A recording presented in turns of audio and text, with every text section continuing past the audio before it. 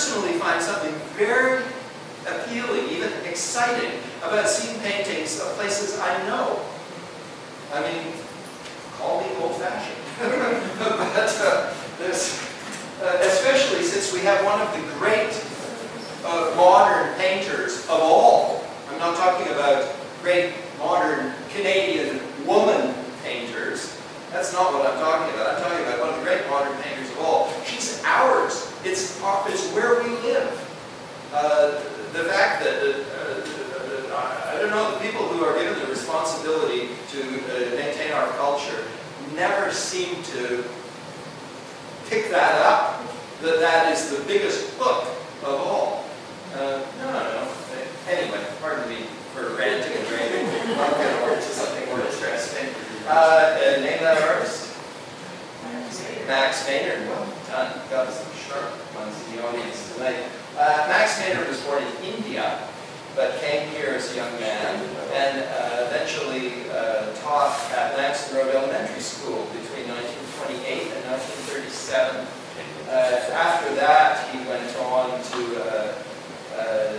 teach in Winnipeg and in New Hampshire throughout his career, and finally returned back to Victoria in about 1976. But Max Maynard was a very charismatic young man. He was excellent. His literature was the subject for him, literature. He's a really good teacher. And he loved to paint, and he was inspired by modern things. He loved to read magazines and art books. And he painted this picture as Somenos. I think this is in the Victoria Galleries collection. Excuse me, sorry.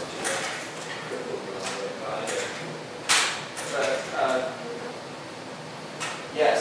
Max Maynard befriended a slightly younger man who was a pupil of his when he was teaching at Victoria High School.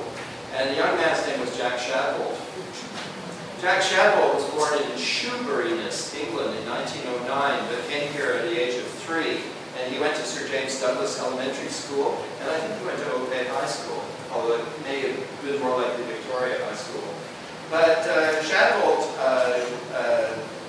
took teacher training, and he taught at the school in Duncan in the late 1920s, and sketched on the couch in the reserve up there. When he came back here in the early 30s, he met up with Max Maynard, and the two of them really got on. They were very inspiring to each other. And Max took him over to introduce him to this old lady who had just had a show at the Crystal Gardens, Emily Carr. And they thought, this is so cool. This crazy old lady, she's painting amazing stuff. They were real enthusiastic. She thought they were right out to lunch. Maxie and Jackie, they were far too enthusiastic for her. But anyway, they knew a good thing, and they both got heavily inspired by her example. And they also exhibited with her at something called the Modern Room. You see, she got tired of having her work incorrectly presented at the Island Arts and Crafts Society's annual show at the Willows Fairground. So these young people, Maxie and Jackie and Edith Hembroff Schleicher and a few others, got together and decided they'd have a modern room in the art show at the fairgrounds. And in 1932 they did that, and it was a signal event. It wasn't repeated. But Shadbolt was part of it. Anyway, Shadbolt kept on doing what he was doing. He went to Vancouver, taught at the Vancouver School of Art. He was a teacher for Molly Boback while he was there. But he kept coming back to Victoria. And this is a picture of Yates Street. It was painted in 1946, I think. It's at the end of this period of his representational paintings. He eventually got work in the War Records Office and went to London, and after the First World War, the pictures he saw of the death camps completely changed him. And by 1950, he'd utterly given up painting representational paintings. And I think, you know, he went on from there to do other things. But when I saw an exhibition of his representational paintings, which was held at the Art Gallery in 1979, Ian Tom put it on, and I saw these paintings, I thought, there is a piece of work that is so interesting to me. And he gave up on it and went on to do different things. But I felt he hadn't really really finished the work.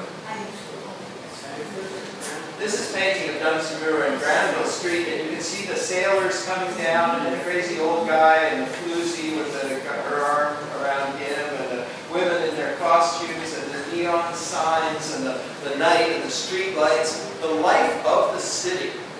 I thought to myself when I saw that show, there's work here to do.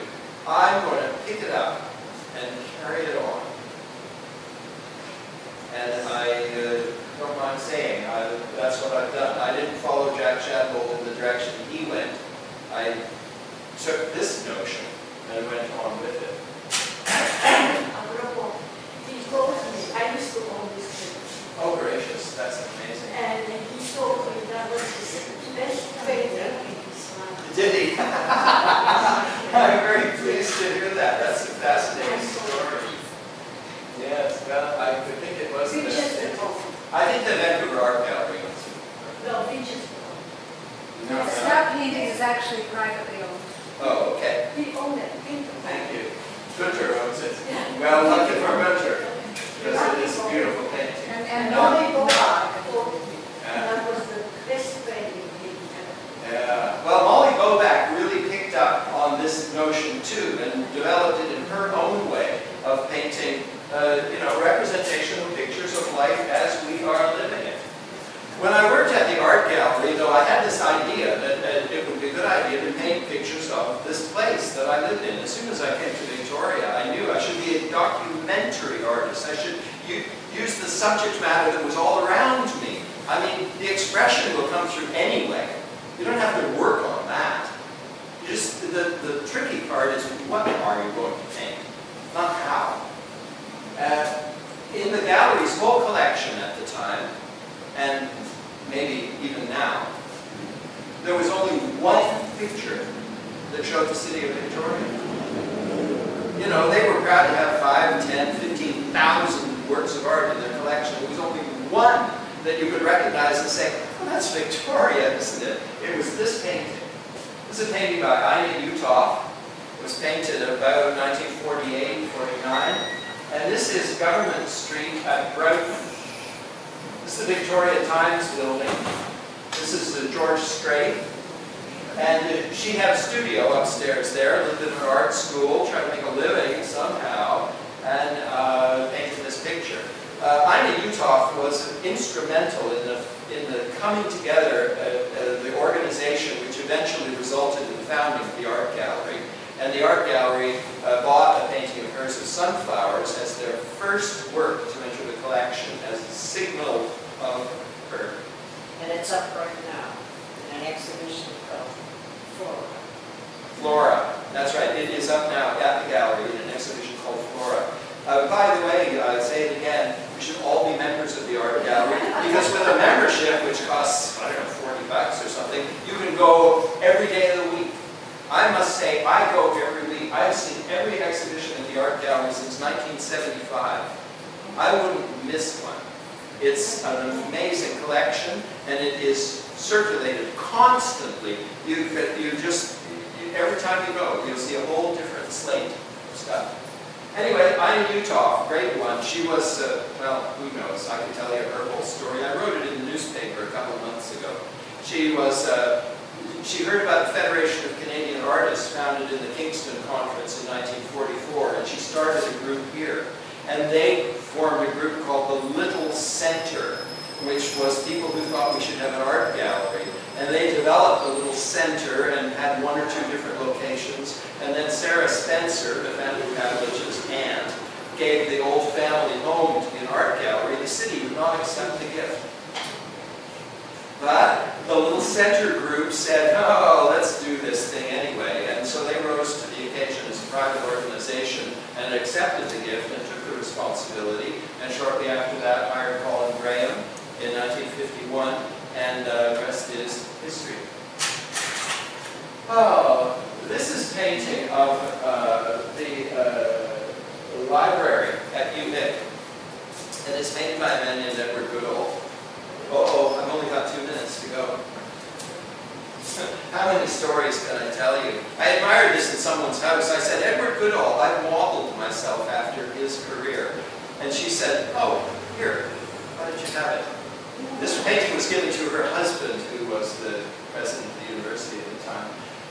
Edward Goodall was an Englishman who worked for the Illustrated London News, and he came to BC and he painted illustrations which they put in the magazines. And he did a lot of commission work. And when I arrived in town, every shop downtown sold postcards with Edward Goodall's paintings, and people had calendars of his work. And I thought, I really need a job. I want to be the artist who paints Victoria now. He was the last generation, but he's dead. So I'm taking the job. So I always salute Edward Goodall. Painting of Nathaniel Pavlich as a youngster, painted by Alan Edwards, one of the great unsung geniuses of this city's art history. Someday we'll have a whole book on him. But he was a genius. He was a painter of unusual talent from the word go. He eventually went on to be the designer for the Hilton hotels all over the world. And he came back to Victoria in 1940 and built an art school here and trained Bill Reed, Pierre Burton, Sid Barron, a few other people. He went off and designed hotels in Cairo and in Havana and anywhere else you care to mention. He came back here in the early 60s and set up another art school in where Crabtree and Evelyn is, by the way. He had a craft store called the Green Dolphin and upstairs an art school called Apollo. And he trained more and more artists. He discovered Stephen Lowe, who was working and making up beds at the Union Club, and got him a job at the Eaton's in the display department and founded his career. He also discovered Brian Travers Smith, who was working in the, I don't know, in bank downtown, and said, "Come here," and got Brian Travers Smith off on the way to fame and fortune. Alan Edwards he reinvigorated the FCA as it is now, Federation of Canadian Artists. He invented the Salt Spring Seminars and built Salt Spring into the island mecca it is. He was also a UFO contactee back in the 1940s, and he profoundly believed that the men from the Pleiades were giving him all the answers. And believe me, after spending a day with him, go along with it. Here's the family in her studio with Tessa. I bring that in. This is a little detail from one of the large, complicated pictures of my book. There's the family's self-portrait, which is also in the book. For your interest, in the last year of her life and subsequently, I was contracted by the family and her estate to take her autobiography, which she had dictated, and create it into a full-on, extravagantly illustrated coffee table book of her life, including all the family photos, motor cars, her dresses, her boyfriends, as well as her paintings. And that book awaits publication. I think in a few years we'll see that one come out. Oh, here we go. Catherine Maltwood. It's a long story. And, I mean, she did her work and got recognition, but you have to wonder, she and her husband came here in 1938 and they bought the Thatch, which is now the Fireside Grill, formerly Chanticleer, and it set it up as a museum for her sculpting career and her collections of stuff that they made all around the world. He was a very wealthy guy. And then they gave it all to the university with all the art collection, with all the money to run it. But the university found a way to break that contract, and then they took it over and called it the Maltwood Museum and Art Gallery. But as you've probably noticed, the Maltwood Museum and Art Gallery is now an adjunct to the cafeteria. They're moving it to the Legacy, which is the Michael Williams project downtown, which is certainly a good thing. But then again, you think, well, didn't Michael Williams give them his fabulous house full of art and the money to run it? And didn't they sell that? Something screwy about that. Anyway, that's another story. Brian Travers Smith on your way by. Brian Travers Smith was an artist of such profound talent.